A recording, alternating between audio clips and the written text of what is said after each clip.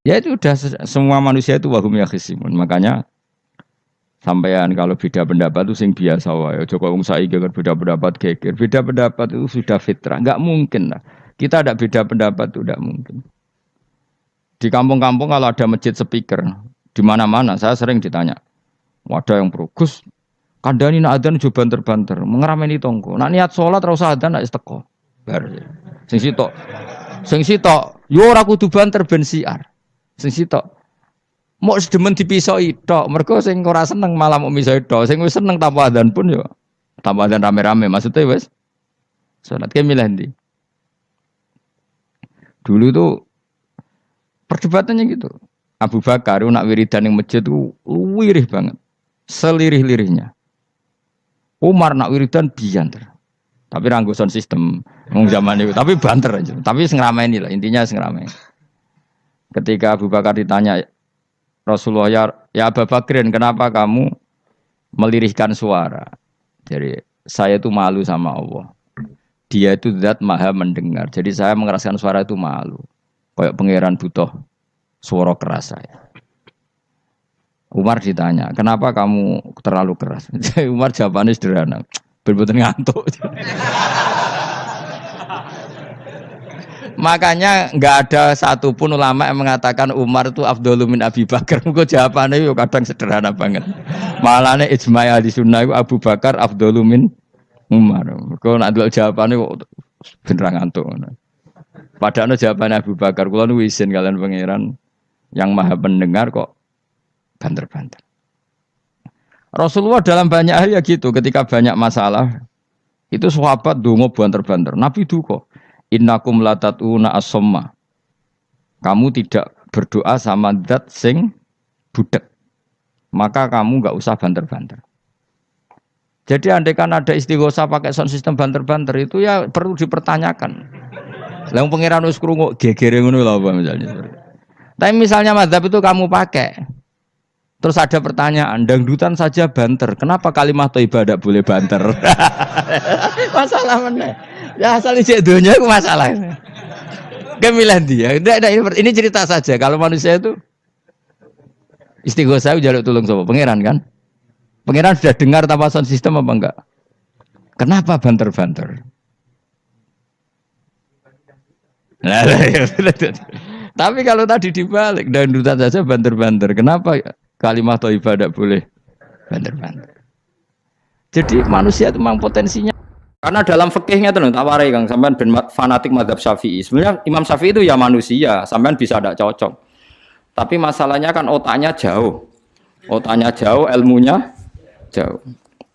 Sekarang saya tanya, khutbah itu syarat sahnya Jumatan orang berapa dalam mazhab Syafi'i? 40. Syaratnya orang 40 itu dengar khutbah atau imam mendengarkan khutbah? Enggak, sampean saya tanya. Imam memperdengarkan khutbah atau orang 40 dengar khutbah?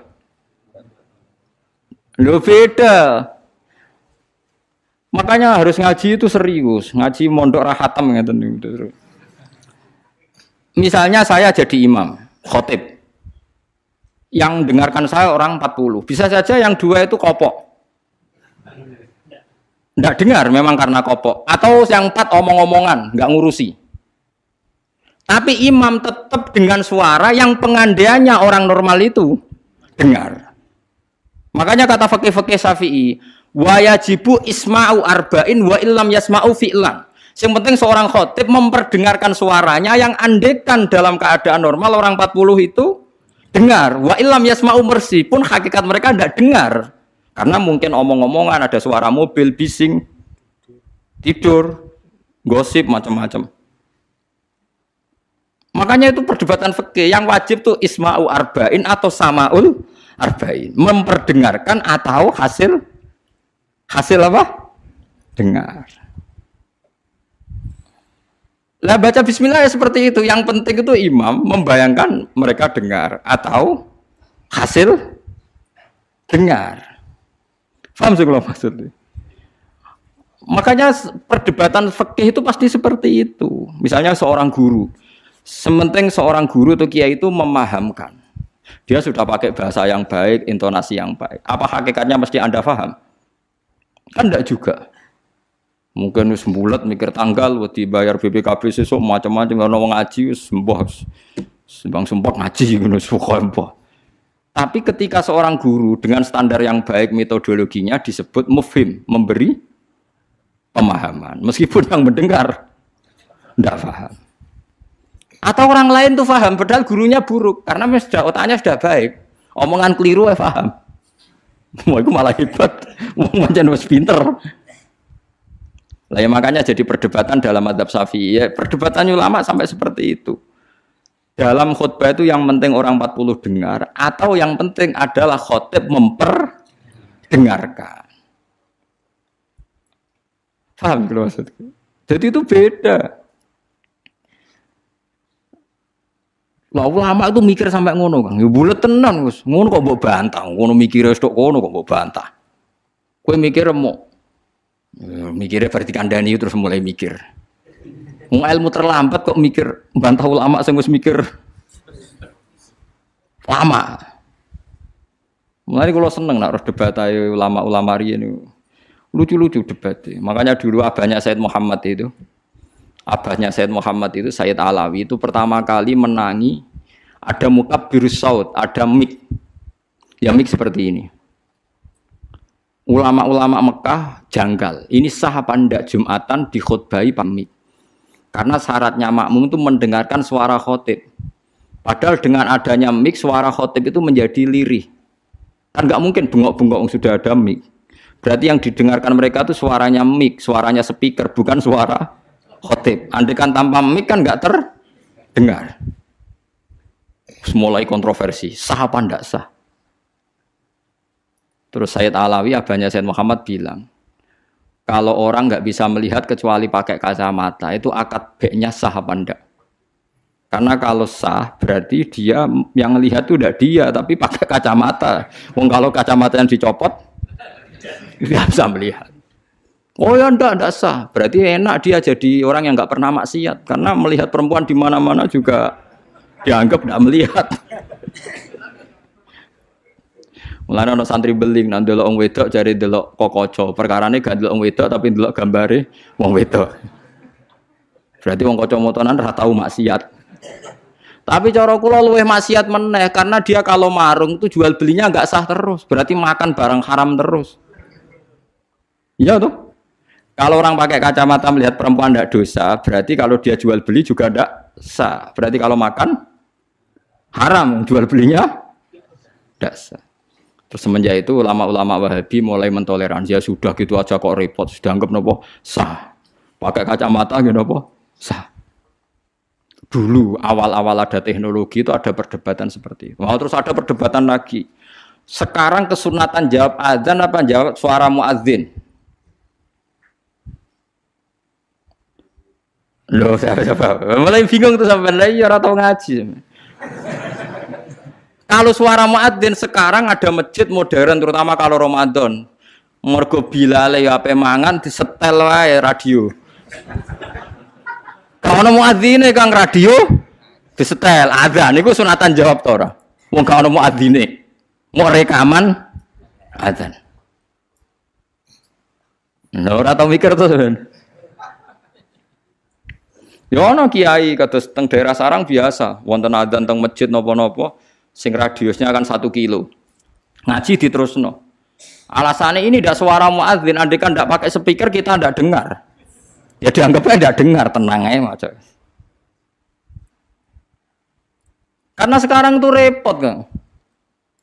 Tapi kalau melihat azan tuh kalimat yang sakral, mendengar kalimat sakral, misalnya, aman saya tanya, kesunatannya itu mendengarkan bacaan Quran atau mendengarkan pembaca Quran? Bacaan Quran kan, kamu yakin kan kalau rekaman Quran didengarkan sunat enggak? Sunat, padahal tidak ada yang baca. Karena yang sunat memang mendengarkan bacaan Quran, bukan pembaca, bukan mendengar pembaca Quran.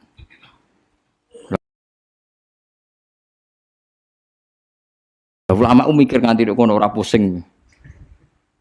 Ngono mikir abot ngono jebule wong sowan njuk pangestune kula buka toko waduh. Musibah. Mikir tenan-tenan jebule konsumennya mau takok njuk donga perkara buka napa? Toko ben laris. Nak ra laris nyalahno jare dongane ra mandi. Nak laris jare perkara dekne telaten buka. Aduh seloro kabeh dadi ulama. Mane kalau jak istisqa ora pati gelem. Oh niku misale udan jare musim. Nak udan jare kiyaine ra mandi bareng udan jare wis musim mergo Desember. Lah niki kiai teng daerah kula wis pinter kerja istisqa kok orang musim udan do gak gelem. Takok kiai sing ahli falak, iki wis musim to urung? Dereng, ampun sakniki istisqa. Yakin kula radio kula niku kiai dadi melok dil-dile niku dadi kula. Dadi ana kiai sing ahli falak iku. Ampun sakniki niki dereng musim. Demen isin maksudnya. Wah, kiai saiki sudah pinter Kang wis ndake. Lah dikritik terus ora ono sing nyalami templek, mbok dikritik tok wis atok diakali ae. Bareng wis diitung musim hujan kira-kira udane Selasa, istisqa Senin. Mandi Kang rinane udan. Mergo daerah liya sing ra istisqa ya udan juga. Terus wayahe. Lho nek nabi beda Kang, nabi ku iso ngatur malaikat udan, gak wani Kang malaikat. Nabi ku wong paling diwedeni malaikat sak donya. Dadi ketika nabi khutbah ana wong desa ya Rasulullah halakatil amwal donya rusak gara-gara ana udan ngene-ngene. Nabi tangane diangkat njuk udan malaikat bagian udan terus bingung kabeh langsung udan saat itu juga. Semani sapa? Lah malaikat iku karena nabi ngutus udan ya udan terus sampai seminggu ora ana instruksi stop.